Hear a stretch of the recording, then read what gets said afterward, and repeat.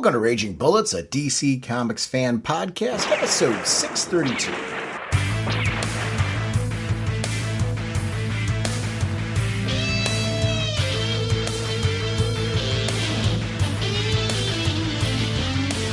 Welcome to Raging Bullets. I'm Sean Whalen, drnorge, and I'm joined as always by my co-host Jim, the sensei of the whatnot, the Duke of the Sultan of Strategery, the indestructible, bridge-defying. Here's a disturbing rendition of Kermit the Frog whenever Bane is on screen, and of course he is the elder statesman of the podcast, Segulin. How's it going, hey? Jim, on this episode, we're going to be talking about Action Comics 1039 and Detective Comics number 1053. We also have a Speeding Bullets segment where we talk about some recent comics we've been enjoying and some of the changes to Comixology. We are sponsored, as always, by DCB Service and InStockTrades.com. Jim, what is going on over at DCBService.com? We have the six-issue miniseries Earth Prime, issues 1 and 2, and we have a 3-issue limited series Flash, The Fastest Man Alive, issue 1. Both of those are 40% off, only $3.59. Thank you, DCBS. Over at the new releases, we have Batman the Caped Crusader, Volume 6. This is $24.99, regularly 42% off, only $14.49. Batwing, Luke Fox trade paperback, $29.99, regularly 42% off, only $17.39. They also have the Joker War Saga trade paperback, $29.99 regularly, 42% off, only $17.39. If you've missed any of the collected editions that you've been looking for, InStockTrades.com is the place to pick them up at a discount. I want to thank DCB Service and InStockTrades.com for continuing to support our show. Mr. Segulin, what kind of a podcast are we? Raging Bullets is a spoiler podcast. We go in-depth into plotlines, story twists, and whatnot of the comics we're discussing on today's show. So, if you haven't read the books, you may want to come back later so you can better enjoy the show. Let's talk some comics. A scarlet costume ejects from his ring, and in a blur of motion, police scientist Barry Allen becomes the Flash.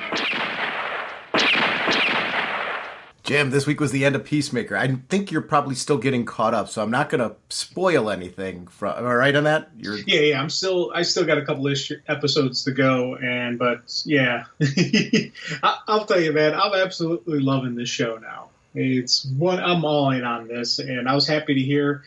I think I saw online that they've renewed for season 2. Yep. So I'm like, yes, all right. Yeah, I couldn't be more excited about that because I really love the cast. So I'll be curious to see what season 2 is going to look like. They left room open for season 2 to have some change, but yet to have a lot of familiar favorites. It's the ending. I'm not going to spoil this. The ending had some very cool Easter eggs in it that were things that I was not expecting. That I'm just going to leave it at that. That it's one of those. It had an ending that I was like, oh, they went there. I didn't see that coming, and it was really cool.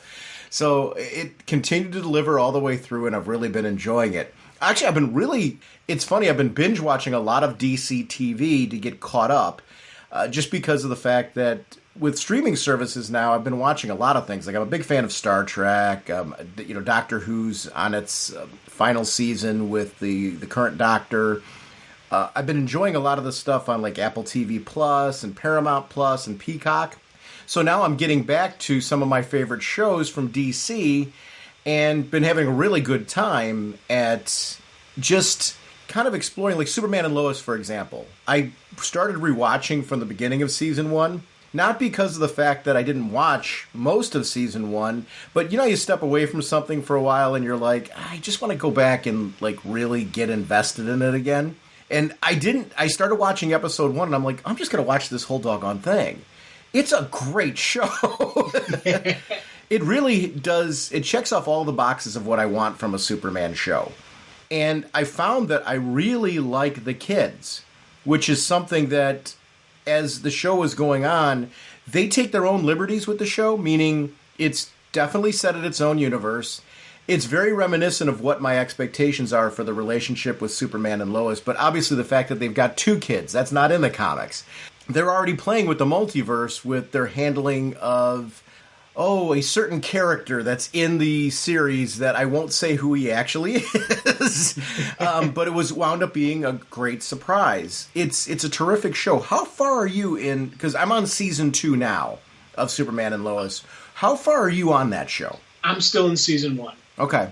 So, yeah, I've that is a show that's gotten like slipped behind on. You know, a lot of the DC shows slip behind on because again, it's finding time to watch it. You know, and I usually hang out with my dad, and Dad 100% does not like these shows. I've tried him on it. He's just like, you know, it's one of those things where I look and I see he'd sit there and he'd watch it with me because he's cool that way, but he really has zero enjoyment of it. So I'm like, let's watch something we both will enjoy, and that's kind of what I've been doing. So it's, you know, a slow go at all the different stuff. So my wife doesn't watch every episode with me, but because she became a big fan of Riverdale, which is it's a Berlanti show, so it's got kind of similar vibes and tones and, you know, style. She will, like, if she comes downstairs, it's not like can we turn on something else? She'll like let me finish the episode and actually gets into it. So it's kind of a cool thing. But she's not like, I've got to watch every episode with you or anything like that. So it's kind of good because if I'm binge watching, I don't have to wait to binge watch. But yet, if she comes downstairs, it's not like I'm pulling her teeth to watch the remainder of the episode that I'm currently watching. Then we'll jump to something else that we both want to see. But that's been a nice part of it. The show that I'm currently caught up on and that I'm really digging is Naomi. That's one out of the starting gate that I just got really into. I've been watching that, and I've been like trading off between that and Stargirl, and been really digging both programs. My goal right now is I'm getting caught up on Superman and Lois, and it's not like this kind of thing where I've got to get caught up on it because we do this podcast. It's nothing like that at all. I've been wanting to watch Superman and Lois because I've been binge watching shows in general, like, you know, on a lot of my favorite Netflix shows, like Cobra Kai, for example, and The Witcher. You know, I've been watching those shows in a binge watch fashion, so it's nice now getting caught up on those and then circling back around to the DC stuff and digging it. I'm actually going to go back and do the same thing with The Flash, where I'm not going to watch it from the very beginning, but there's a couple of the seasons that I watched very disjointed that I'm just going to go back through and start with those and make my way to current episodes, just so I kind of watch it the way that I prefer to watch these shows, which is really invested in the season and getting all the little Easter eggs and details that we love. I don't feel like I did that with some of my watching, so I'm going back and enjoying some of that. But the shows that I'm really digging right now, Superman and Lois is top of my list. I've been like, I watch like 2 and 3 episodes at a time. Just really am enjoying it. It's been my workout show, which that's what a lot of it's been. I'll be on the treadmill, and usually when I do my workouts, I can get in 2 television episodes in a workout. That's become like my show for that. I'm hanging with Superman and Lois and the kids and doing a workout. Or Naomi and Stargirl. That's how those two kind of go together. I'll watch the current episode of Naomi and an episode of Stargirl, and then I'm currently caught up on those. It's just, and then what I'm going to do is I'm going to swap those out after I get caught up with Flash and Batwoman, just to get kind of caught up on those shows as well. But I'm digging it. It's really great programming. And that's how I'm doing it with programs. You mentioned your dad and some of the challenges of watching programming with him that he doesn't enjoy. I tend to do a lot of these much more when I'm working out because it's my own time. And it's kind of a motivator for working out is that I can get, every time I work out, and I do 3 workouts out a week, so I get 6 episodes of programming in just working out during the course of the week because I do at least 3 workouts a week. It works out really well for me as kind of the comic shows are my motivator. I've been reading-wise this week has been a fun week. Batman the Detective we talked about it on the show with the first issue when it came out. I ended up buying the collected edition of it, and I made it all the way through it. And when I say made it all the way through it, it was one of those where I was ready to binge read it, and I just grabbed it's funny, I've bought this twice. But I really enjoyed Tom Taylor's writing. And boy, is that a great story that just brings in all of my favorite characters from Batman Inc. and does a story that shows, when you talk about progression with Bruce and this idea that there's been some forward movement, it's very much that kind of relationship. It's got the right kind of familiar humor in it. In Knight and Squire, there's been, some growth in Knight and Squire. The former Squire is now the Knight, and there's a new Squire. And their relationship with Bruce is really great as well. And I really enjoy that interplay where we get to see Bruce interacting with some other friends that he's made around the world. They're friends that we're familiar with if you read it. The nice part about the story is it is completely accessible. and it's a very contained read if you haven't read it before. But man, it's such an enjoyable story, and the artwork is fantastic. If you miss this one, jump on it. It's a great Batman miniseries. I don't hear a lot of people talking about it, and it's one of those, if you missed it, you're missing a really cool joy. I love his outfit in it too. He's got like this overcoat like outfit in there that's very reminiscent of what I liked from the Justice League film. You know, when they had that future Batman. Oh, yeah, definitely. It's got like elements of that. I'm not saying it's that outfit. It's not. But it's got elements of what I dig about that in a way that makes sense for how Batman's operating in this world. But the main premise of the story is there are these villains that are going after people Batman's rescued. It's like they're offended by, or, you know, their whole edict is, you know, he saved you and you shouldn't still exist. You know, it's a way to really stick it to Batman. They're going after and assassinating those that were saved by him. And you think about how many issues there have been of Batman, how many people have been saved worldwide by Batman by ending disasters and things like that. How many millions of people? I mean, Batman saved millions of people. Yes. It adds like a really cool element to the story. And I like the fact that, you know, it's the balance and the initial motivation as to why they were angry and offended by that. Yep. And I thought that, for me, was a really cool, neat little kind of twist on it. And I was like, oh, okay. Now I kind of, you just completely disagree with them, but you understand the motivation. And it's one of those things where you got to have, you know, villains that aren't just, you know, crazy people who are, you know, taking out people that Batman saved. There's a reasoning behind it. It's not the most, you know, again, completely disagree with it, but you understand it. And it's not just because, you know, there's something wrong in the head with them. There's an actual logic that they have what they're doing. And you need to have that, I think, with a really cool Batman villain, is that kind of twisted logic. Another book that I read this week that I really enjoyed was the 2022 annual for Justice League came out by Bendis, and art by Sanford Green, colors by Matt Herms and Sanford Green. And it's really great because the title is The Return. I got to give Bendis a ton of credit. He's building this feeling of what's coming. And as you're reading this story, it's bringing Wonder Woman back into the fold, right? Because Diana's back now. So this issue, while it's got this big OMAC story and it's a time travel story where OMAC sees things in the future, and there's another time traveler that's you're seeing this time traveler in various phases of his life and what he's tapped into. But you've got this timey-wimey time travel story that's going on there. In the meantime, you've got this Justice League that there's this team with Black Adam and Hippolyta and Green Arrow and Black Canary. But those two, Black Adam and Hippolyta in particular, have become an integral part of this team. They have been evolving. Black Adam in particular is becoming a hero. There's a reference into this, you know, is he like, you know, the evil, the dark Black Adam, or is he now the Great Adam?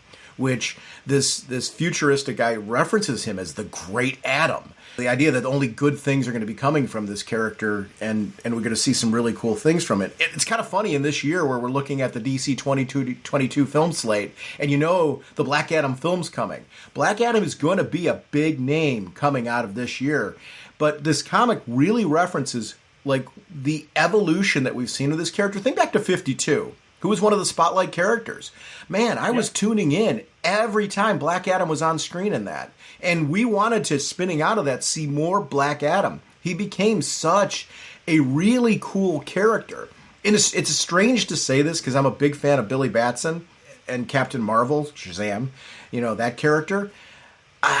Black Adam's edging him out in a big way because he's such an intriguing character. And that's not to say that I don't want to read Billy Batson's story still. I do. I can't wait till the next movie. I'm excited for that. But Black Adam taking on this starring role is something that's become very interesting for me. And I'm really, really enjoying that about the character and about the story. This references that. And even he gets a nod from Hippolyta in this issue. in a way, because we're seeing a transition now. Wonder Woman's back, so what's going to happen with Hippolyta? And there's some references to that. Some of this is leading into events that are going to be happening in the Wonder Woman books. There's a big crossover coming. So it's a great issue for anybody that's reading that kind of wants to see what's going to happen with, how they're transitioning these characters. They're doing a really good job in this annual of delivering a big story. It's a great OMAC story, too, which is really nice, because these characters are referencing their own history with time travel. Batman with Brother Eye and OMAC, and the Flash with OMAC. These characters that have traveled through time, we know that have had adventures like this. They're referencing these in the story. Naomi has the absolute coolest moment with Hippolyta and Wonder Woman, where she's like in awe of them, looks up to them. And Wonder Woman is basically like, hey, you want to spar? And Naomi's like, not right now, but because she's kind of like, I'm not going to go throw down with a Wonder Woman. No. But she's like, well, if you change your mind later, let me know. And this idea of this is what sisters do, from the Amazon culture. So for Diana, it was very much meant to be a friendly, passing kind of, hey, we're teammates now, let's do this, let's train together, that type of thing. And Naomi had this really cool, but intimidation, from it that was logical and makes sense. But yet you could see how later they go on a mission together. It's Naomi, Hippolyta, and Diana going on a mission together. And it was cool to see that team up. There's a lot going on in this issue. And if you're somebody that passes up annuals because you're like, they're not really relevant to the story, with where Justice League is going, I would say do not pass up this annual, because it felt like a road to where we know things are heading. And it was really, I don't know if you've read it, it's a really important issue, and it was really, really cool. Bendis, I applaud Bendis. On your way out of a series, when this transition's coming, to deliver what he's doing right now, it feels like it's heading where it is.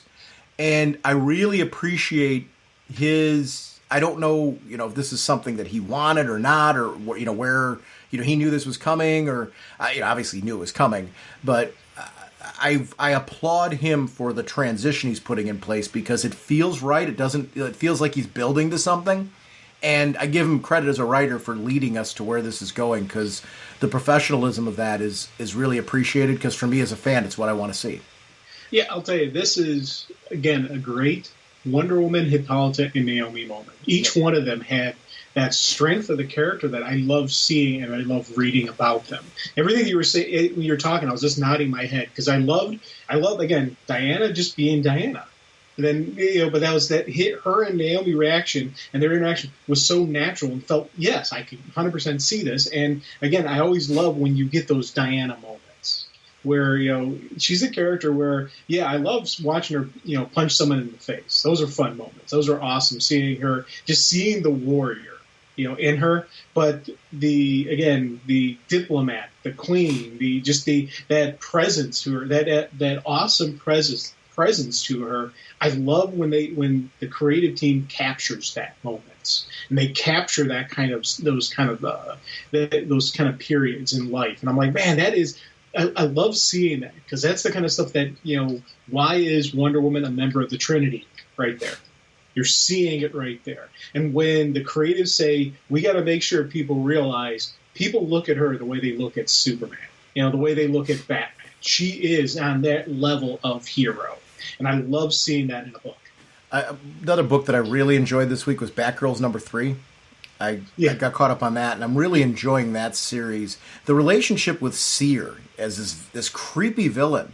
The idea that because of the way technology is so integrated into our life, our cell phones, our computers, our messaging, our way we communicate, Seer is able to do things like, appear to be certain people close to Barbara. And knowing them so well, she's able to play off of that. And then all of a sudden, Barbara thinks she's talking to one, there's a pivotal moment in there where she thinks she's talking to somebody that we all know and love, and it winds up being Seer. Yeah. And it's like, whoa. I mean, and the violation of that, it just adds a whole creep factor to it. But the continued growing relationship between her and the girls, with her taking on that mother role, and there's no other way for me to say it. I talked about it when we talked on the show. I really love seeing Barbara It's beyond a leadership role, because we've seen her do that with Birds of Prey before. This is different, where she's a mentor, she's a parent, she's all of those elements. Yes, and a colleague. There's that terrific balance of all three of those roles, and it's really being well done. She listens to the two of them, and at times she'll even, I'm not going to go to that. I'm not going to be a part of that. And then she shows. It's clear that she registers everything that they're saying. I like that kind of respect and relationship there. It's just something that I really appreciate in the series. It's very, very well crafted. This series is everything I hoped it was going to be and more. I mentioned last time we talked about them that this was going to be a book I jumped to when it comes out, and it's been that. Yep. I've really been enjoying the read of this particular series. Oh, big time! Yeah, I'm everything you were saying. I was nodding my head, echoing along with you on that. This has been a really cool Barbara Gordon story, but they're not just making it about her. It's about all three of them. They're doing a great balance on showing the different characters their weaknesses and their strengths, and just that interaction. I love, dealing with, as you said, Seer is just this wonderful, awesome villain, and we now have the equal of Oracle's equal. This is the evil Oracle. We always used to say the Calculator was. No, Seer is actually the Oracle equal. She's got that same skill level that Oracle had, with the computers and with all the techno stuff and whatnot. Again, like you, I was like, man, this is awesome. This is a great villain for Oracle. This is a great villain. This is a great team for them to deal with, with the Batgirls. I'm 100% all into this. Because, again, as you said, it's not just about being a team leader like she was with Birds of Prey. She's got that mother. She's got that mentor. She's got that, partner. But also there is that age and that hierarchy, and just that, she's the OG Batgirl.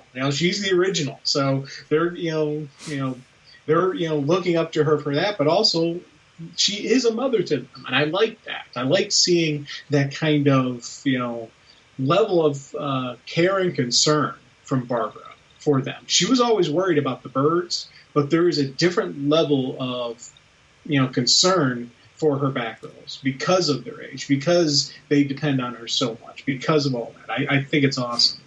So, Jim, is there anything else this week that you want to chat about before? There's one other topic I'd like to discuss that we do need to discuss. Any other book-wise? Well, you know what? It was funny. I actually read and reread Basketful of Heads. Oh, great story. Joe Hill story. Yep.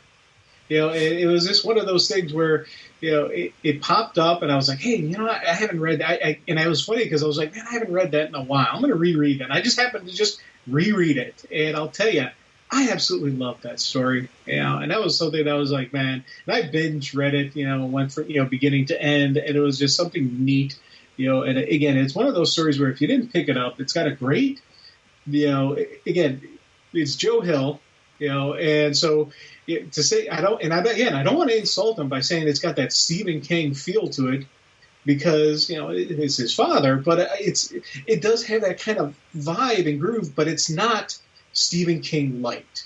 And he's got his own flow to it.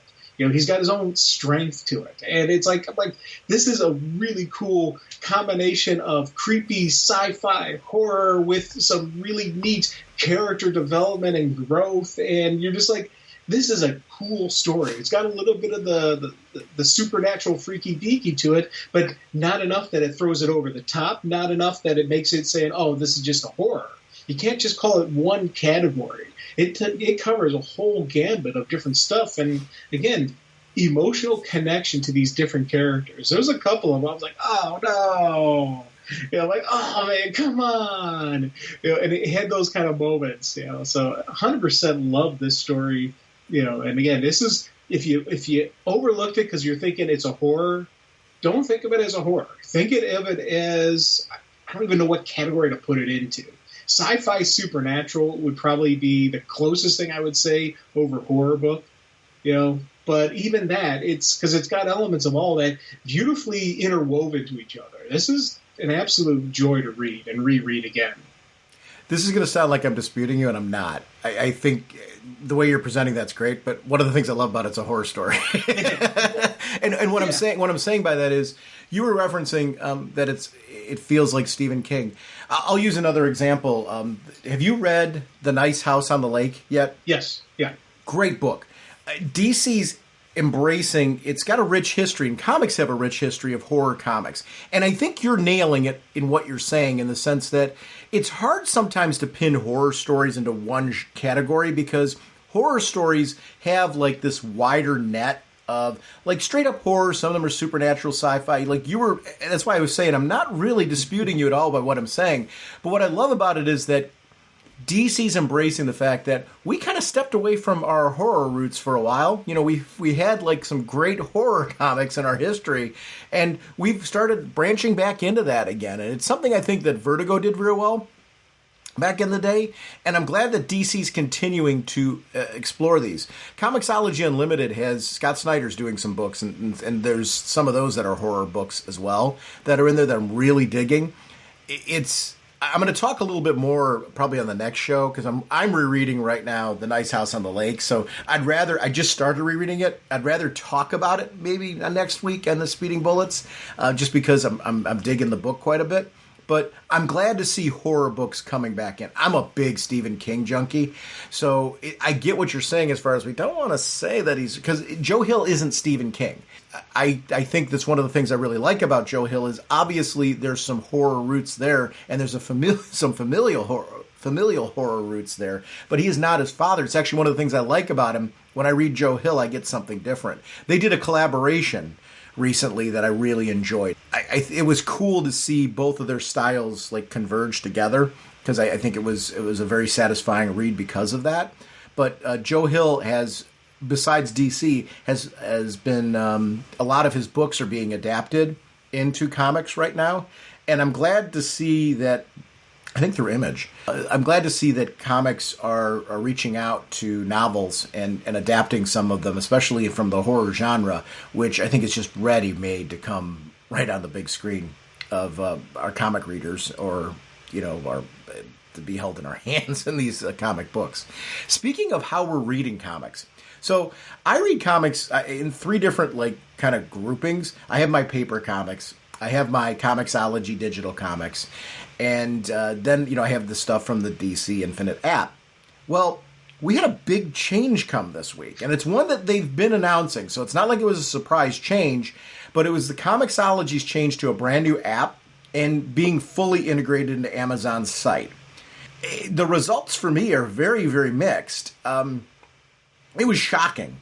I'm not I'm a techie, so I'm used to transitions to new apps and changes to platforms and things like that. And I've got to say, from a communication standpoint, they did a really good job of letting us know this was coming. I mean, it had been something they'd been announcing for some time. Where I don't think they did a great job is in how they did it, because the app itself is very different. And I'm usually a bigger fan of when an app has like a legacy option where you can put certain legacy elements in place. This was pretty jarring. When I downloaded the app, first of all, everything being gone, I didn't realize that oh no, you're getting a whole new app. I mean, it's not like a new version of the current app. And I get that's not uncommon either, in the sense that you are getting clearly a brand new speedy interface. The interface is fast. I've got to say that. I did notice the speed. The only thing I don't love is the way that you sort comics and into groups and things like that. It's the terminology it uses is completely different than anything that was present in Comixology before. And that was really jarring, like trying to find my books, especially for this episode, because like you, when we're doing them on the show, I always grab the issues that we're doing on the show, even if I have the paper versions of them. I grab them digitally just because I like having them on the iPad for ease of paging through them. I was like, wait a minute, where are my books for the episode? It was like pretty jarring. And I'm, out of the two of us, and this is no insult, I would tend to think I'm the one that's a little more tech savvy. I'm not, clearly, because you were mentioning some of your issues at the start of our before we were recording, and I'm like sitting like, oh, I'm not far off from you, buddy. I was like, I wasn't. Now, I'm going to get used to this pretty quickly, But even we went and looked through the interface on Amazon, and I want to, full disclosure, I'm a big Amazon fan. I use Amazon constantly. So if it sounds like I'm bashing Amazon or anything like that, I'm really not. The Comixology interface, though, being integrated into Amazon, it was like, it's a little bit harder to find where everything's are at. That was not what I'm hoping as they continue to evolve this, because this is phase 1 of their integration. And it's always an initial phase. The way that they're integrating it is Comixology Originals is now part of the Amazon Prime membership, which is good, Comixology Unlimited, or Kindle Unlimited. So the nice part about this is in the integration, they're actually getting comics to more of their users. So that's what I wanted from this. So that part is the positive. Like, okay, great. They're reaching out to their Prime audience, their Kindle Unlimited audience, and the Comixology crowd. So good. Comics as a concept are getting in the hands of these people. Thumbs up. That's a plus. It's, though, for people that have been long-time Comixology readers, it was a little jarring. I mean, for me, it was a little jarring. I think you probably have a different take on this than I do, because I'm getting used to it now. But I don't think you're in the same place I'm at. Yeah, we call this a 3-mother trucker day in the same household. Jeez. I'll be out, man. Yeah. Between the two of us, I am tech idiot. I am a tech idiot. And this really threw me to the point where I was like furious. And I'm getting stuff. I'm finding stuff and I'm working through it. But my biggest problem I have right now is the purchase of new books through Amazon. Because one of the ways I used to buy it in Comixology is I would go into Comixology, My Books, I would click on the title, I would go to the view series in store, and I would see, did I miss anything? Because a lot of times I would miss a book. Like if we're, because today we're talking Action Comics and Detectives. Now, usually those I don't miss, but I would go into the Action Comics or Detective on the site, the series in store, see if there's any I didn't purchase before we start doing this. I don't see any way to do that in Amazon other than search for it and then click on the title. Instead of having a nice little easy, it was a lot easier in Comixology to find this stuff. And also the other thing is, it's like the recommendations that Comixology used to make for me on non-DC stuff. I don't really see there was like a recommendation for me based on my browsing, it said, and I looked at it and I was like, I really didn't see anything outside of DC or Marvel in there. And I was like, there's one of the things I liked about Comixology, they would throw out non-DC stuff, and I would see some neat non-DC stuff. So it's like I'm worried I'm going to lose that. Now, again, I can't say for certain yet because we're still beginning. Yeah. Can I address some of that? Yeah, sure. So I went to Comixology.com, which bumps you into Amazon and the comic book store, in there. So when you look on it and you scroll down, so in the opening page, if you scroll down, you'll get your ones included with your Comixology Unlimited membership if you have it. So it shows you those books. Trending in Comixology Unlimited, so they have the trending books that people are reading. New and noteworthy graphic novels. This week's featured releases. And then underneath it, there's a section, Comics and Graphic Novels You May Like. It's right there. So scrolling left to right, it shows you a bunch of books. And then there's a See More option where you can click on them. And there's another 11 items that are things that are from, basically based on some of my preferences. Then there's another section under that, Books for You. And there's more, to explore, bestsellers for you, things like that when you go all the way through. So this stuff starts to get into things that you had before. Here's the thing. That the one thing, Books You May Like, that I don't see that headline on mine. Are you logged in? I thought so. It's got my name right there. Okay. So if you click on Comixology, where it says Comixology, and you scroll down about halfway, you don't see Comics and Graphic Novels You May Like? No, I see Books for You inspired by your browser history and more comics, graphic novels to explore. Wow. Now, here's the thing. I'm not Amazon Prime. Okay. I wonder if you got to be Prime to get that kind of thing. I don't know. It's good we're talking about this. So then, in the Books for You section, I click on that, and it's got a couple books in there, but everything in there is DC. well, DC or Marvel.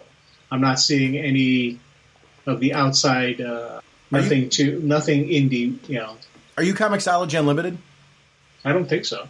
Okay, so I do the unlimited membership where you get the the free their free comics and the discount. I don't know how that works with the integration with Prime, because it's like now I'm wondering, am I double paying for this now? I'll have to take a look and see what that did, because I get that 5% discount on a majority of books. Yeah, see, I don't get that. What the heck? I've been missing out. So when I click on, so going to Comixology, when I click on new releases, I'll just use for an example, Supergirl Woman of Tomorrow, right? Right. So I click on that, and what it does is in the right-hand side, it pops open a window where it allows me to buy the new book 8 of 8, which just came out. Right. In that same window, it allows me to view the entire series. So I click on the entire series, and there you can see all the books in the series, and you can hide the ones that are already in your library. So it gives you a checkbox. Okay. And what it'll do is it'll show you any books that you don't have. I'm not saying that this is like maybe what you were ideally looking for, as far as how you like it, but at least there's a way to sort. So I found that feature, and I've been doing it. The reason why I was looking for that is because that's in the app too, the ability to hide books that are in your library. And I like that. That's what I was talking about earlier, where there's like terminology in there that's changed now. I feel like I'm going to get used to this and I'm going to like it eventually. I'm not there yet. You and I are very much, and I want to be clear, you and I are very much in the same place where like this is pretty jarring, and I'm not like excited about it yet because I'm still figuring it out. I do think this is going to be something as we learn where things are at. I'm fingers crossed. I'm hoping the comfort level is going to get there, but it certainly was. It would be dishonest if we weren't talking about the fact that, like, this was a pretty jarring change, for those of us that like, using our iPads as a comic reader to go in and, like, if I'm trying to find books. Because I use Comixology Unlimited quite a bit because they have their own originals. That's one of the reasons why I got Comixology Unlimited is because of the Comixology originals. Like, Jeff Lemire has some great books. We've got Chip Zdarsky, who has some great books.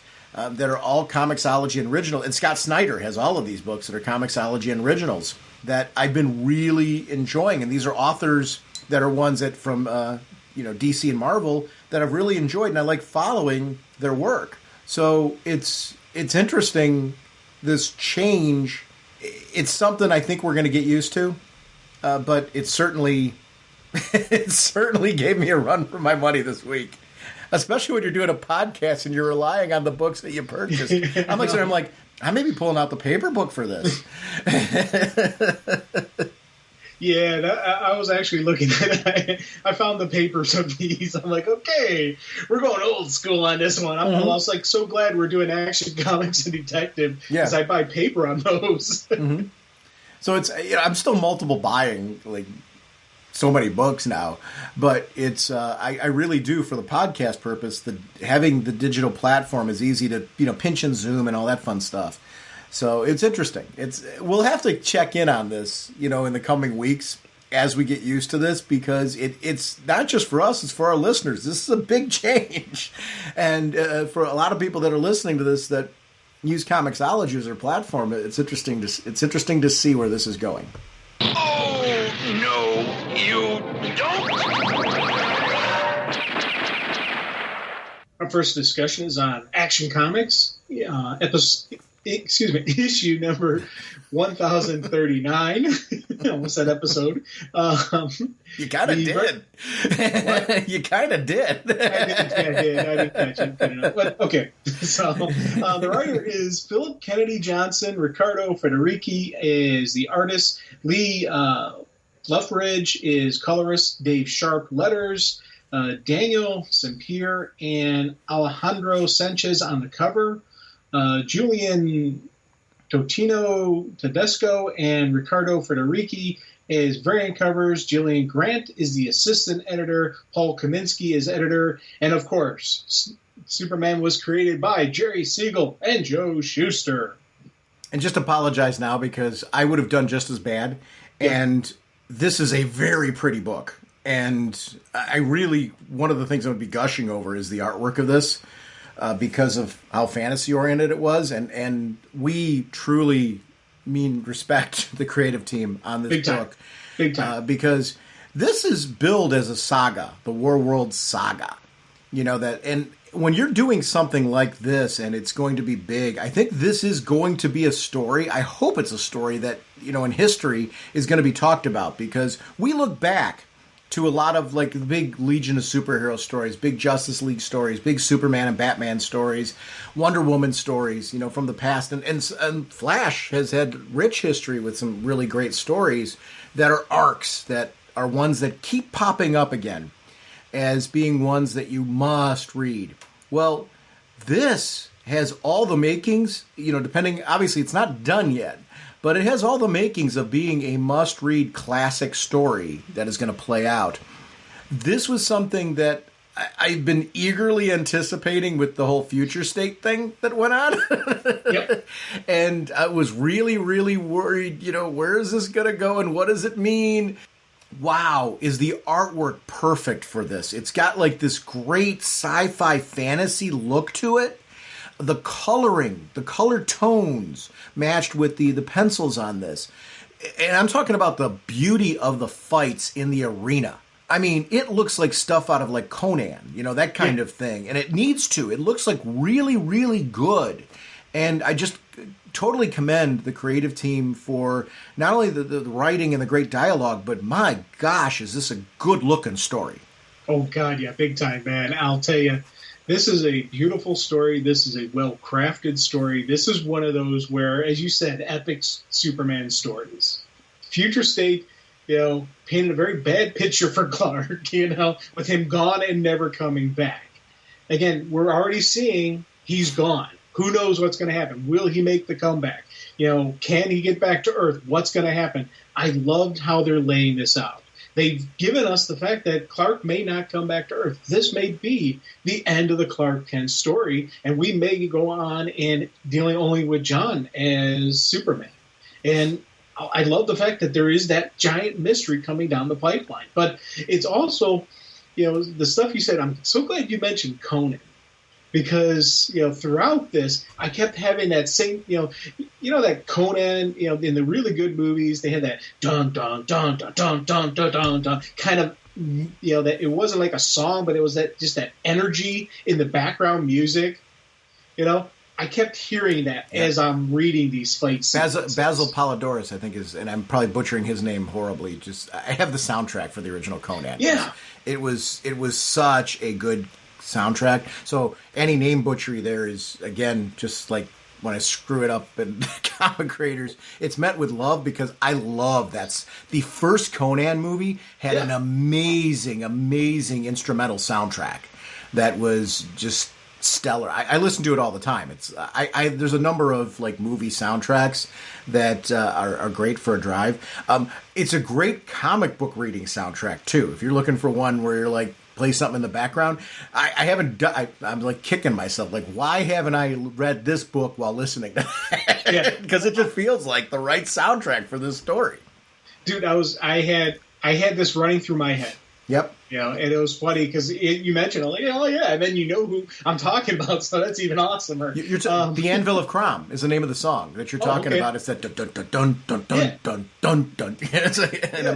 I'm doing it horribly, but it's it's that original, like that beat that like it pops up throughout the film, and you just like want to go out, you want to pop into an arena and fight. I mean, yes. I would go horribly if I did, but it still makes you feel like that.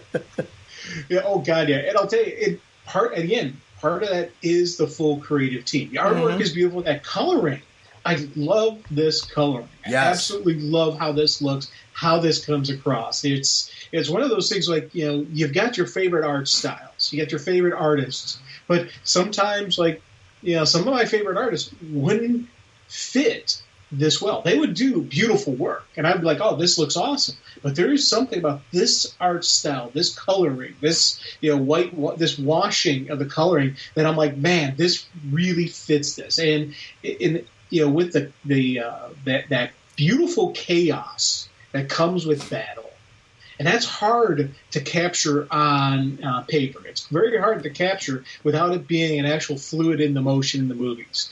Some of the movies are really cool with some of the cool, hard-hitting fight sequences where it's the scramble, the Jackie Chan scramble fight sequences. That chaos is hard to capture in a comic book. They did a brilliant job with that in this. And that was something that I absolutely loved in this opening sequence. You start off with a bang. You start off hitting, and you start off hitting hard. And I love that. And then overlaying that was Clark's journal. He's tracking, he's journalizing because this is what he does. This is who he is. He is a journalist by trade. And I love the fact that he says, this is who I am. We always talk, who is the real man, Clark Kent or Superman? Well, He is Clark Kent. What he does is Superman. And what he is who he is a journalist. He's someone who, records and records. And I love seeing this, how he's documenting everything. And just, the overlaying of what he's saying to what we're seeing was absolutely brilliant. Yeah. This, it was funny as I was reading through this, and the art was grabbing me in particular. I'm like sitting here saying, I would love this to be an HBO Max anime, and I want to be very clear on that, anime, because you can get like a really cool anime art style going for this, and I'm talking about like real like fantasy driven anime where it's embracing this art style. I think would be, and I don't want it in a movie. I want it to be like a little mini series, just because I think you need like 5 episodes or something like that to really do this justice. I mean, until this is done, I don't know how many episodes I'd want it to be, but I want more than a singleton film for this, because I think this story, because when you're dealing with stuff like with Mac and Natasha, like that sequence in there where, Natasha's like ready to help Superman, and she's like, Mac's like, hold on a second, they'll kill you too, and it won't make a difference. And Mac's getting, she's drinking the Kool-Aid. She's being brought into this whole, which is getting kind of dangerous. She came for one reason only, and that one reason that she was there is no longer a factor. So she's in a very different place right now.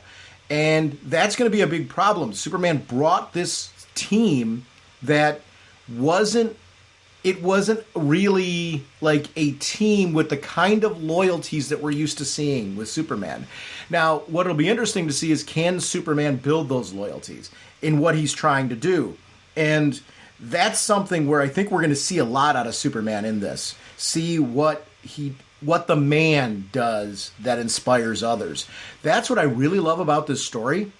He is trying to figure this out. And I like that we get to see a very human Superman in this, where his convictions are strong. He's there for a reason. He's still trying to do these things. But as he's called out on, he's trying to do it the way that he did with Kryptonian powers. He doesn't have those now. You can't play this game the way that you're used to, because that's not a factor. You've got to operate differently. You got to learn. And if you really want to inspire change, if you really want to be noticed, you have to be a factor in this. And I love that this is a story about that. And it's gripping. It's really, really good. It's been a while since I've really been enjoying Superman. I've enjoyed Superman and Action Comics. It's been a while since I've hit a story like this where I'm like, this is gripping Superman. This is gripping Superman right now. Yeah. This is really good stuff. And I'll tell you, one of the things I loved is the fact that right now Clark has no links of chain on his shackles. Yep. He has not taken a life. And that's something you gotta keep your eye on. And he's never, I don't think he's ever going to take a life. He's always going to be Superman. Mm-hmm. And that's the unwritten code. All of his teammates, they're getting links of chains added to it. Right. Natasha's got 5 in just today, in that last battle. So Tasha's taken a life. Mac's taken a couple, because she's got a couple. I can't tell how many links she's got on there, but she's got a couple. So it's it's one of those neat things where I love seeing that. That very distinction of who Clark is. Mm-hmm. He's not going to break that code. He's not going to break that rule. That is where the story is going to get gripping, because as he says, as you said, he's fighting it the way he always fought it. He's got to change his way. Is he going to? Probably not. Well, here's the difference. You can bend, but you don't have to break. Right. So the question is, what does bending look like for Clark? And I think that's more of where I was going with that is I think we're going to see a Clark that there's changing your style, like operating without powers is different than operating with. It doesn't necessarily mean killing. It just means how you behave as a combatant is going to have to be different. Because, as the one guy point out to him, you're getting really hurt here. Because you are fighting like you can't be. And it's not true. And I like that that's what this is all about. And I think it's an interesting sort of compelling tale because of that being a driving force. You can't break, like with blows coming down with a sword. You don't block it with your arm. You got to block it with a weapon or block it with a shield. And Clark is used to, blocking it with his face. Well, you're going to get hurt. And I like that, again, that distinction of how he's got to change up. And he's got to bob and weave. He's got to use the weaponry. He's not Superman. He's got to think like Clark Kent. How would Clark Kent fight this? How would the Kansas farm boy fight this fight, not the Kryptonian? And I like seeing that he is, by the end of this issue, we're seeing that he's recognizing that.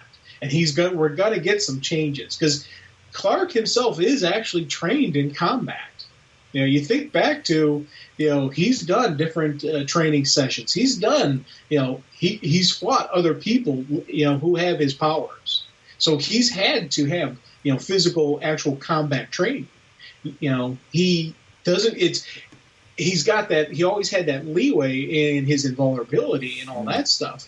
Now he no longer has that. And that's where I'm looking forward to the upcoming issues, seeing where he pulls from, because he's trained with the Bat. Right. He's trained with Wonder Woman. Two of the greatest fighters in the DC universe, he's trained with them. So I want to see that kind of stuff coming down the line. And I think we're going to be honest, the way the way this team is coming across, I'm 100% confident we're going to get some cool stuff coming. There's some great moments in this for Natasha where we get to see her. She's not content with the status quo, and she's willing to change things and react in such a way that causes change. She's trying to get a job working in the armory so that way she can build a better suit of armor, not just for herself, but for Superman.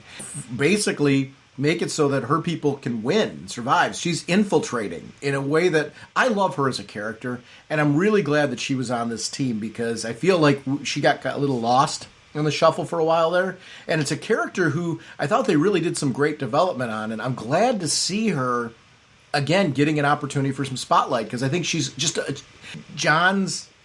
Henry Irons is just such a great character.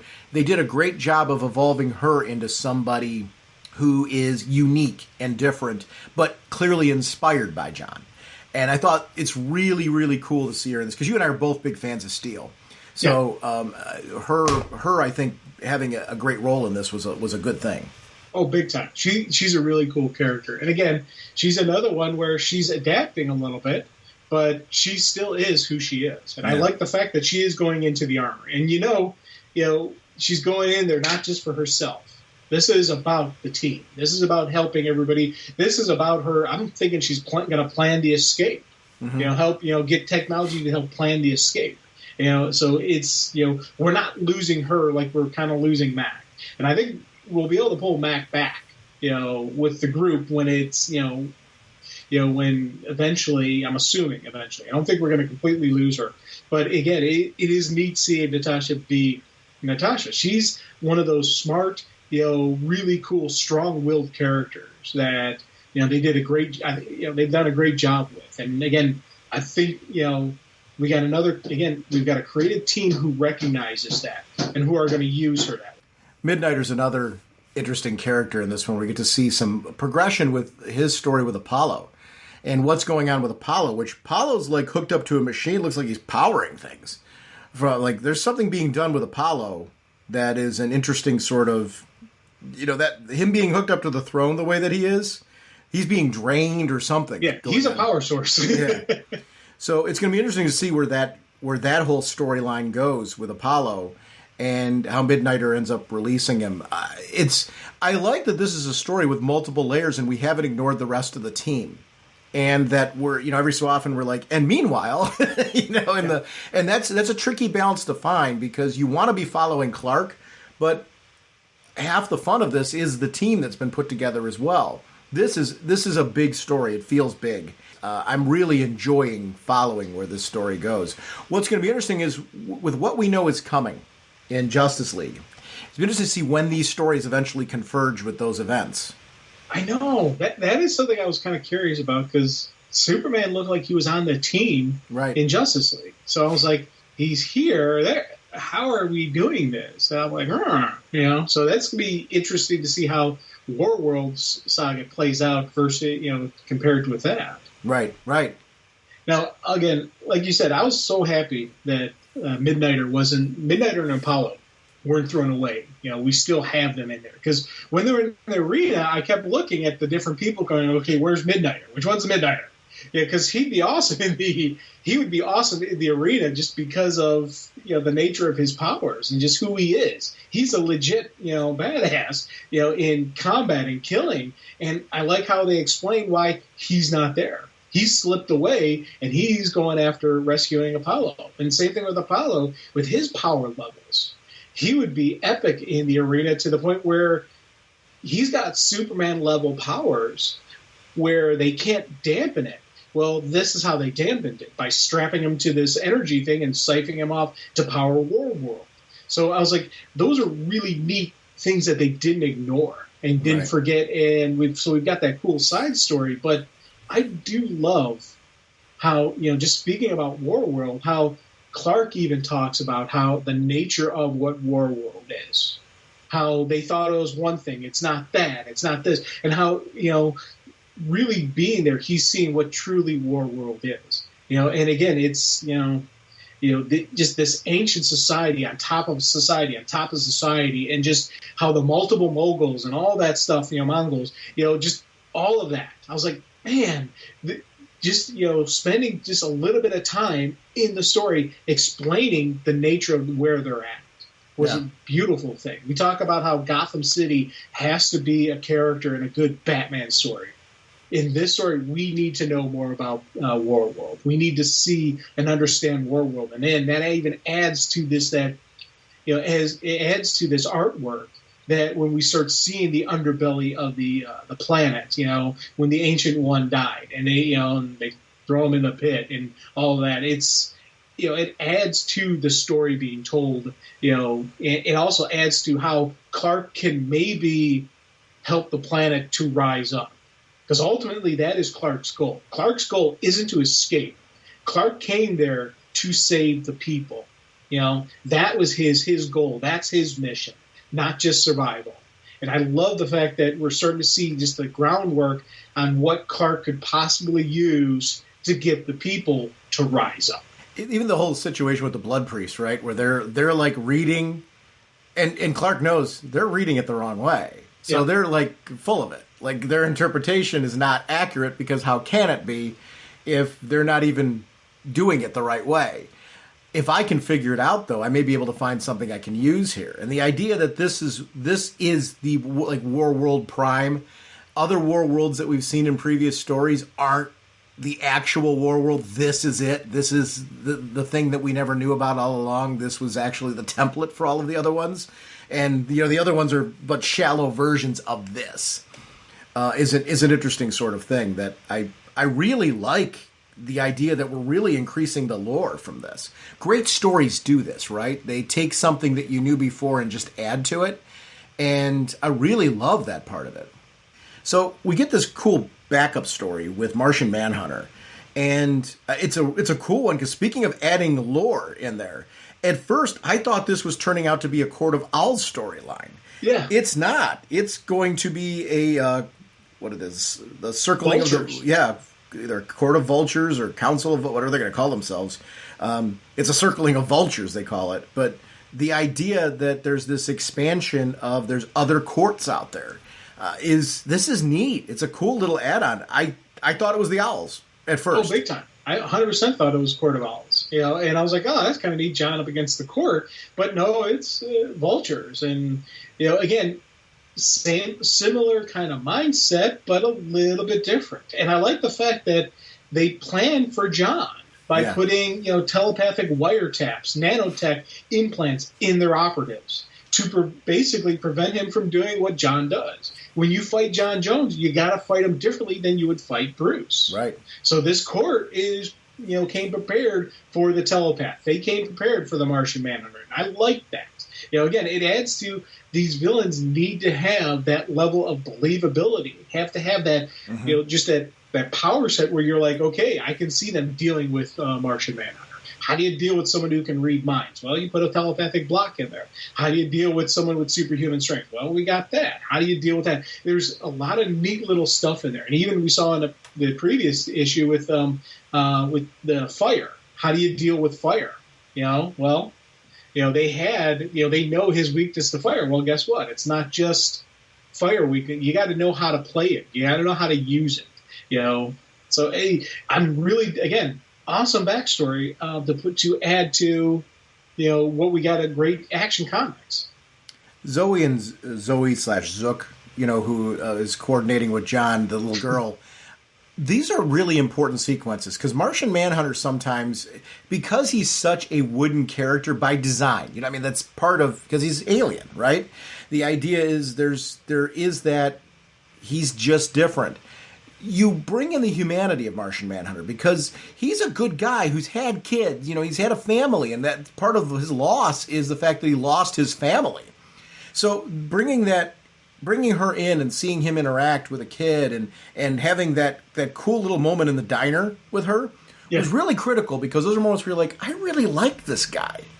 And it's pretty critical with John to have those moments where you need to like him in order to move forward with the character. And I thought this story did a really good job of bringing that likability to him that is sometimes lost with the character. Because I'm a big fan of Martian Manhunter, but I wasn't always. I never disliked him, but he was always kind of like this cool little Justice League extra character who was cool because he was a Martian and had the Martian backstory.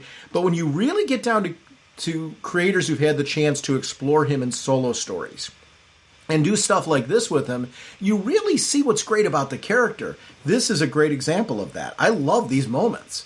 And this is where I think he's been handled very well on TV with stuff like this too. Yeah. Oh, definitely. Yeah. And again, his uncomfortability with people, it really does come across well.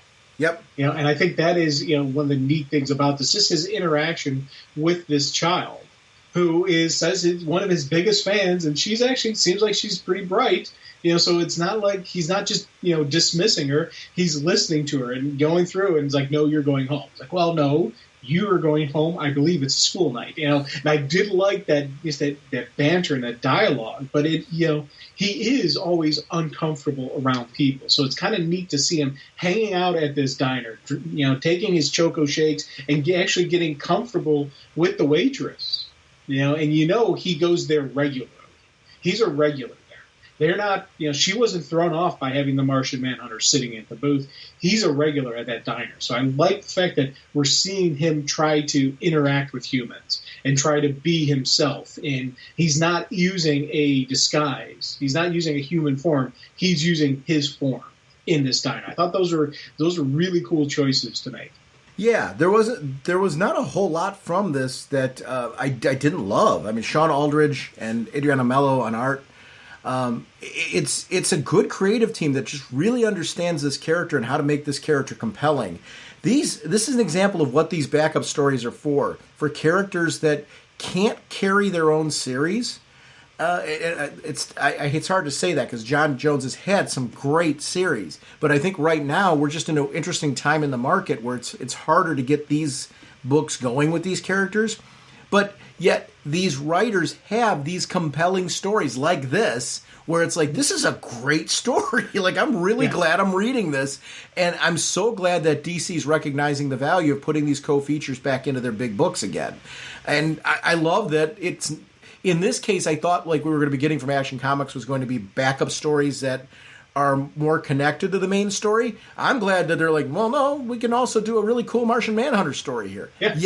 Yes, you can. And yes, do this. Because this is what I want from this book. I'm glad they're doing this. So it's really a good choice. You won't get away from me this time, Buster. Our next discussion is going to be Detective Comics 1053, The Tower, Part 7. Mariko Tamaki is the writer, Max Rayner on art, Luis Guerrero on colors, Ariana Mayer on letters, Irvin Rodriguez on the cover, Liber Mayo and Jorge Fornes on the variant covers, Dave Wielgos, the associate editor, Paul Kaminsky is the editor, Ben Abernathy is, of course, the group editor. Batman created by Bob Kane with Bill Finger. Now, this has been... I guess I thought this story was going to wrap up after the weekly event. We were getting like 4 issues, and I'm so glad that this Shadows of the Bat story is a much larger story, that we're seeing a continuation of this. And the nice part is Batman's got this really cool jet-setting story that he's doing in the Batman book right now, which I'm loving. But this story is going on concurrently and needs some room to breathe. I am loving everybody that's getting spotlighted. We're getting to see Team Batman, right, without Bruce, dealing with this major issue that's going on here. I have loved every element of this story. We still don't know. We know where this goes, at least, and potentially it looks like one of the major players is no longer with us in this story, but we still haven't gotten there yet. And that's what I really love about this. We're still seeing this unfolding and unraveling of this scheme. In the beginning of this, if you told me that this was going to be this level of a con job, I would have never thought that this was where this story was going. I love this story. I did not see this being the con job that it was, and it being a rich psycho pirate storyline, which, who saw this coming? 100% out of nowhere. I love that. And again... I loved how they open with showing the riot, and now they're getting to the how we get there. They're showing us the absolute craziness. Now we're going to get the how it came about. And it was funny, even the way they laid this out, even showing us the horrific ending, isn't taking away anything from the story being told, because there's so many different layers on it. And that's the thing with our main bad guy here. He is just a con man. Right. Now, Dr. Weir is absolutely, he's a really good con man, but he really is just a con man. And it's just a hustle. It's just a sham. And I love how that's what this whole thing is all about. And how they're laying out. It's this absolute epic scam, an epic, grift, but it is still just a grift. And I love seeing that. And I love seeing all the different layers as things start falling apart. And he's like, hey, I got to do this. And you see him bobbing and weaving and, just kind of improvise, adapt, and overcome on all these different little levels, just to keep the con going. And, in the end, in his mind, he's thinking, I'm not going to be paying for or dealing with any of this. Once I get my big paycheck, I'm disappearing. And he's planning on screwing over the Penguin. He's obviously going to not pay back, what he owes to, his fledglings here. And probably Psycho Pirate is also going to get left holding, in his mind, that's who's, he's going to pin all this on all of them and move on. And I love that. I love seeing that. I know that's his plan. Even though he hasn't physically said it, you can tell just from the way they're laying out the character. But the crazy part about it is we know as readers, he's digging himself in deeper. Like one lie is leading to another to try and cover his trail. And he's not. It's getting worse. They're starting to figure him out, and nobody's trusting him. So this is going to implode on him big time. The funny part now is, like, him dying, it's kind of like a whodunit. Yeah. Because it's now getting to the point where who doesn't want him dead?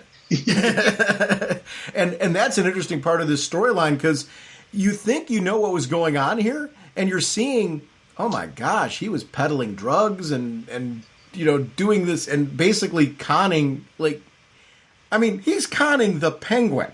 Yes, which is not smart. That's absolutely stupid. But again, in his mind, it completely makes sense that he thinks he can get away with it. Yep. he 100% thinks I'm going to be able to pull a fast one over on the Penguin. Which, say what you will about him, Cobblepot is absolutely brilliant when it comes to these kind of matters. When it comes to criminal element, he understands. He 100% is expecting, planning on him to try to steal from him and try to cheat him. The other bad part about this one is too, because of Psycho Pirate, he's got this ability to erase people's memories of what's happened. So they're a part of events, and there's echoes of it in their minds, like where they'll see like elements of it, but it's almost like you watched a television program you weren't a part of. So you like kind of have an inkling in the back of your head, and we see that with Helena in particular. But then it goes. Like, it's not really there. It doesn't come to the forefront. It stays far in the background. And that part is really compelling in this, where you're like, wow, this is why it's working. This is why he's able to pull this off. The problem is he's actually taxing Psycho Pirate, because the scope and scale of what he's trying to do is so big that Psycho Pirate can't possibly keep up with it to the level that it is, and that's where it's falling apart. It keeps crumbling, and we see it under Helena's bed. As you pull the bed aside, his hold is breaking, and she wrote that, but they don't know why. Who's his, and what does that mean? It hasn't quite all connected yet, and that part is interesting with her and Dick kind of. And wait, here's the other part too. Who is the girl that's in there that's dressed as Harley Quinn?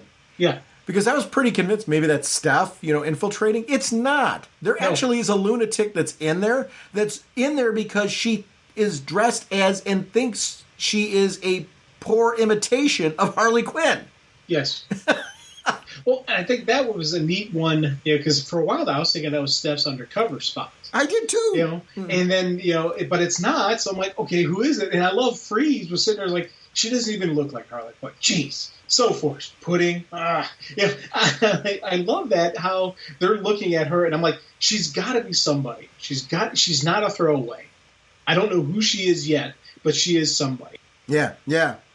Now, one of the things I thought was kind of neat is, as again, we do see Dick Grayson does have, he was trained by the Bat. There is a detective in him. And he's starting to trying to piece things together. And I like seeing when we get these Dick Grayson moments when it's not just about the acrobats, it's not just about the physical, there is that mental, there is that strategery he has. And I like seeing that in him. And even the fact that when, as you mentioned, pulls back the bed, sees the blood writing. But the one line that, really got me, his hold is breaking, he's under your bed. In blood, in your handwriting.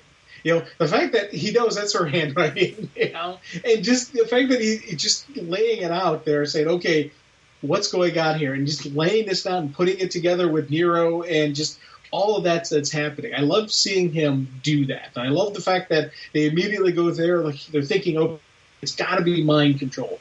Who's the mind control? What's going on? And you get Oracle breaking down, trying to figure out who it could be. And it's that really cool team dynamic of all of these detectives working together. It's not just about the physical punch someone in the face. There is a mystery at hand, and they've got to solve it. I love that. Yeah, and I think that's something that's really important in this story, is the idea that this is clearly a story that requires all of Team Batman. Especially with the fact that you've got people that are infiltrating that don't know everything that has happened to them. It's kind of a crazy thing, because Dick's part of that too. His mind's been wiped. So it's such a great, compelling story because of that. And the ending of this whole place, Oracle's calling for Nightwing for help, not realizing that he may be in worse danger than they're in. Yes. Oh, big time. And I liked how, again, we got our bad guys. They're not crack team, but they're able to figure out, hey, they found us somehow. Maybe they're under. So they started thinking, okay, they're down underground with us, because they were holed up in an underground part of the bad guys were holed up in this underground city because Gotham just built itself on top of the old ruins. So maybe the Bats are doing the same thing. So that's how it was kind of a neat thing how they found them. Showing that the bad guys are like, okay, they're not complete idiots here. They're actually, they've got some skills to them. So again, you got to have your villains, look like a credible threat. They got to look like, okay, maybe this is somebody who could give the Bats a run. This is somebody who could make things difficult for them. So I was happy that, again, that they found them and that they're throwing down to the point where Oracle's like, hey, I need some help here. Yeah. And that added to the story, too. The fact that there's something that requires this scale of individuals. Because, you've got some really effective players. Both Batgirls are involved. You've got, spoiler, whether you're calling her Batgirl or spoiler. You got Batwoman involved. You've got Oracle involved. You've got Huntress involved, who has been a great part of this book in general. We've gotten to see her appear in multiple arcs, and I'm glad to see her as becoming a Detective Comics regular. And I hope that's something that continues to be integrated into this, because she's one of my favorite. I love the Huntress. Yeah. She's a great character. I'm glad to see her finding a spot somewhere, especially as this goes forward. It's going to be interesting to see what Detective Comics is going to look like in the coming year. See, I would love this is the model for Detective Comics. Me too. A Teen Batman book. Me too. And rotate different people in, maybe even bring in a Batman into it. I don't care. But I like the fact that we have this, again, the Teen Batman dynamic of all the different players working together is absolutely wonderful. I'd love to see Damian in on this as well. But right now he's got his own thing he's dealing with. But again, I would love Damian in on this. Damian interacting with Batwoman, Oracle, any of the Batgirls. He adds he adds a whole nother mix to it. And so I don't know. I don't know what we're going to get, but again, I'm very comfortable with this creative team. I like them. I like the story they're telling me. I really don't want the story to end because I want them to keep going. So it's kind of interesting. Yeah, let's see what the next arc brings. Right? Yeah. So it's going to be an interesting sort of story as we go forward. I'm really enjoying this. So we get the backup story, House of Gotham, which is on Chapter 7. It's Matthew Rosenberg on writing, Fernando Blanco on on art, I should say. Jordi Belair on colors. He is on inks, obviously, but he's on the whole total art. Rob Lay on letters. It's a really cool story in the background. We got the story following this kid who's been impacted by Gotham. And he's kind of lost, where it's like, I don't want to go back to an orphanage, and I'm kind of finding a home in this prison, and I'd rather stay here than go somewhere else. So it's interesting, as you're taking a look at this story, Clayface is kind of like taking on like a big brother role with this kid, and he's like, listen, kid, I'm getting out of here. You should be coming with me. And the kid's like, nah, I'm kind of happy here. I'm just going to stay here. Well, kid, if you decide to leave, look me up because, I'd certainly like to hang with you. And then Bane shows up on the scene. And strangely enough, you get why this situation with Bane, when you're looking at Bane and this kid, you get why people follow cults. Because he is this enigmatic figure, where what he's saying, and he sounds smart, and he is, but he's a really misguided smart person, with some very serious issues. But this kid is lost. He doesn't have a direction, and Bane is giving him one in his own way. Bane's trying to take advantage of the fact that this kid has every bit of the potential. And if they can get this kid to show his drive, maybe he can grow into something. He sets this kid up for a fight with Zaz. I mean... Well, I think one of the things about this is, now, I'm taking it, this is the first appearance of Bane. This is the Bane that broke the bat. This is all during that break of the bat story when he busted everybody out of Arkham. That's how I'm taking this time place. Sure. And, you think back to what that Bane was about, it really does fit, what he's doing with this kid. And I like the fact that, when it comes time for the fight of Zaz, he's like, hey, you've got a knife, he's unarmed. Drop the knife and you can fight. And I like the fact that, it's not about protecting this kid, even though he does, and in the end, save him from getting killed by Zaz. But it is about, kid, you're going to have to fight. You're going to have to take a punch. You're going to I'm not going to coddle you and take care of you and shelter you. No. You fight your way out of you know, and that again was a really cool Bane kind of moment. And it's funny, every time I read Bane now, I do hear the Bane voice from the movie. You know, no matter what, I always hear that, and it is kind of neat just going through the lines and just listening to her, "Don't be afraid," you know, kind of sound. Wow. I know it's a horrible impersonation. Yes, I admit that. I gotta admit, I'm not hearing that voice. That was like Kermit the Frog trying to be Bane. Hi ho!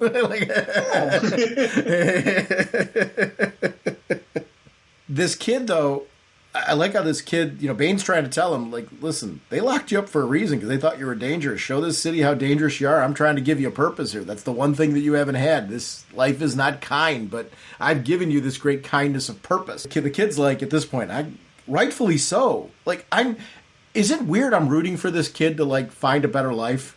And I just feel so bad because I don't think that's going to happen. But no, you know it's not going to happen. But you like look at this kid saying, I need to get out of Gotham. I need to start over. Yes, you do.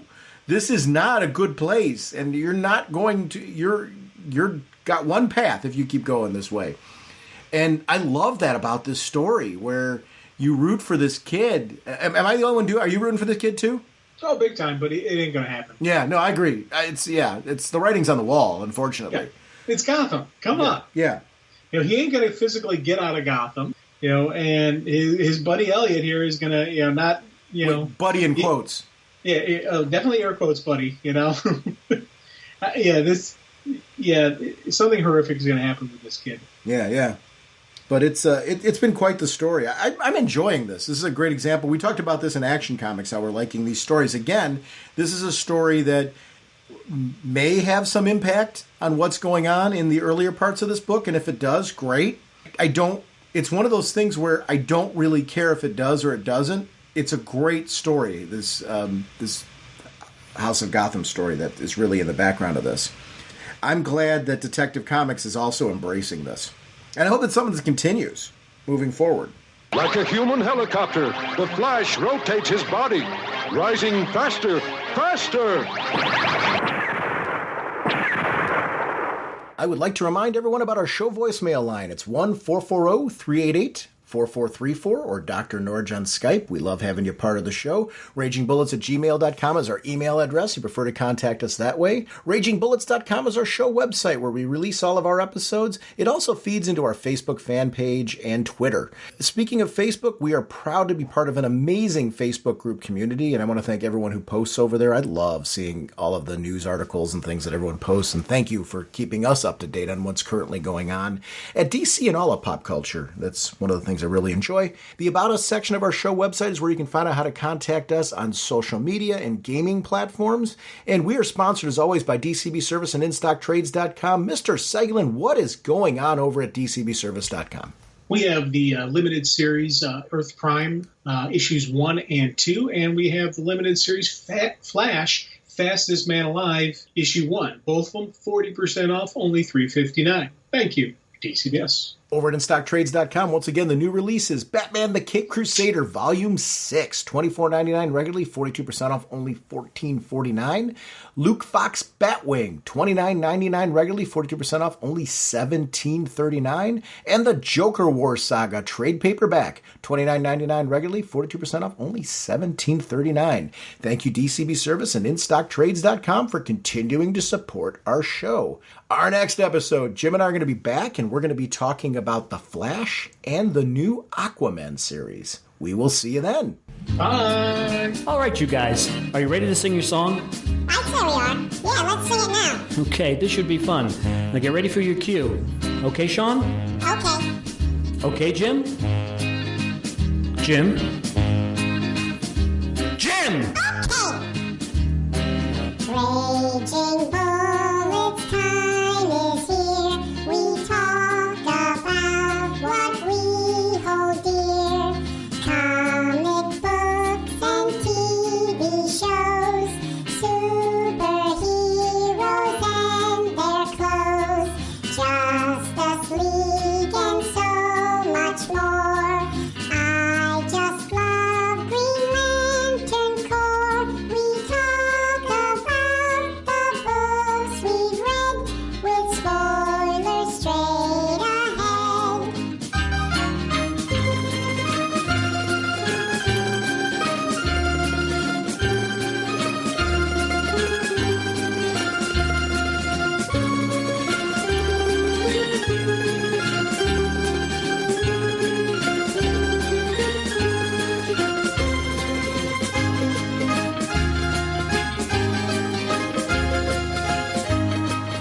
Okay, fellas, get ready. That was very good, Sean. Naturally. Jim, you're a little flat there, so be careful. Jim? Okay. Justice League and so much more. I still love Green Lantern Corps. DC Comics are what we know. The Raging Bullet Show. DC Comics are what we know. The Raging Bullet Show. Excellent job, guys. Let's sing it again. Yeah, let's sing it again. No, that's enough. Let's not push it. Push it. What is that? Yeah, what are you talking about? No, I didn't mean to buy that. I think we did it right there. Jim, I don't know. how long do you want the song to go? Look, it's our production.